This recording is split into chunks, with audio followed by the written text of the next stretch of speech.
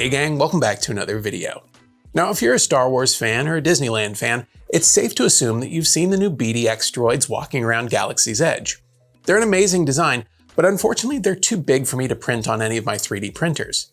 So when 3D printing service JLC3DP reached out to discuss a collaboration, I knew exactly what I'd want them to print for me. The minute the maker community saw these droids, they kicked into high gear and started designing 3D files, which you can pick up at Mr. Badley Printed Droids over on Patreon.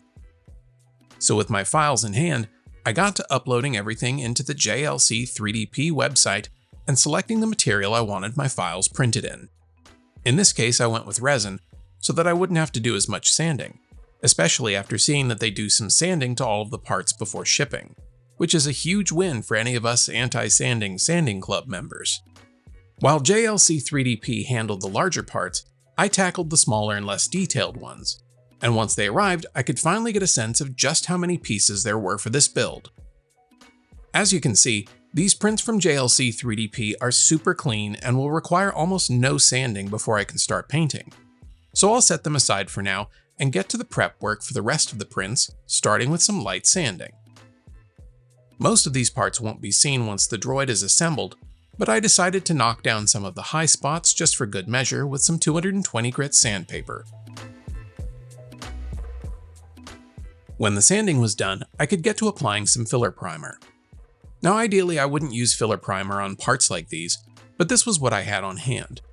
In hindsight, it would have been better to use standard primer since this ended up adding some dimension to all of the joints, which made assembly a bit more challenging. Now that my primer coat is nice and uniform, I could take a quick trip to the hardware store for some regular primer and then start prepping these motor placeholders. Now before you ask, no, this won't be a moving droid, but should I ever decide to make it motorized, I'll be able to remove these parts and replace them with real motors. So for the time being, these will just help to lock everything in position. Once I had primed both sides and the parts were dry, I grabbed an aluminum spray paint and applied a metallic top coat.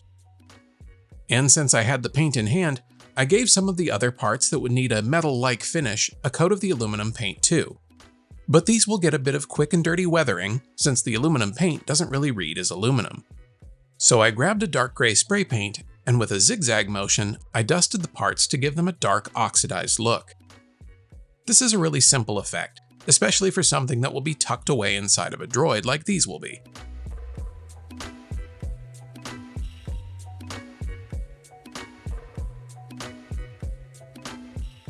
While those pieces dried, I grabbed some of the resin prints from JLC3DP and sprayed them with the same dark gray and set them aside to dry. Off camera, I painted the frame pieces and set in one of the placeholder motors, but forgot to do any weathering. Unfortunately, the filler primer behaved exactly as expected, and I couldn't get the motor unstuck to paint it. But all is not lost, since the frame is the same color as the paint I used for weathering, so I just weathered it in place.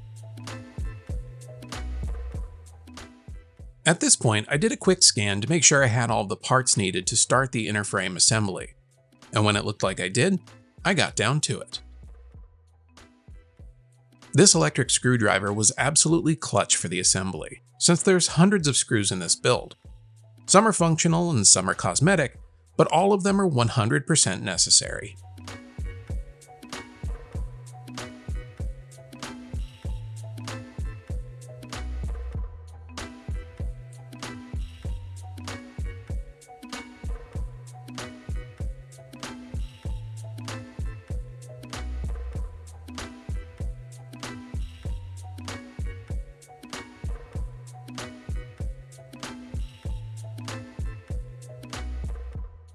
And when I had most of the frame figured out, I called it a day. The following morning, with my laptop at the ready, I jumped right into the leg assembly. Now because this model is still in development, they haven't finalized an assembly guide, so there was a lot of putting things together and then taking them back apart. But I eventually got the brackets installed, and then I could move on to the next set of motors.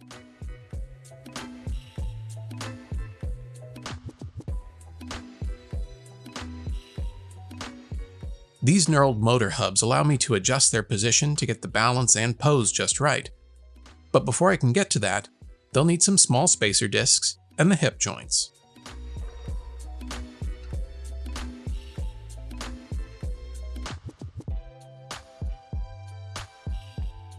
For the time being, I'm assuming a 45-degree angle will be a good starting point, and so I'll get them screwed together and then I can attach them to the frame-mounted motors.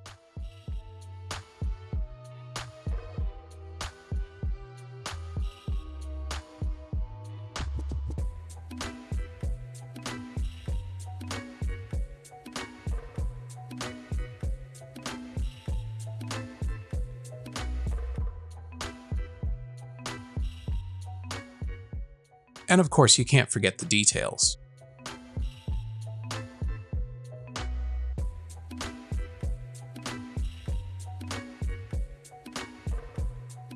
Once everything seemed like it was in the correct place, I grabbed the face frame and got to reattaching it. By this point, the weather was starting to warm up, and from the corner of my eye, I noticed one of my filament-printed frame pieces was starting to warp. So I quickly grabbed everything and moved into the shade to watch this little PSA. Hey gang, don't leave your 3D prints out in the heat. Ever. Wow. I kind of thought there'd be more to it than that. That was not helpful. Well, despite this little misstep, I think the build is going really well and I'm excited to continue working on it. But for now, I think that's going to do it for this one. Be sure to like and subscribe if you haven't already, but most importantly, go make something.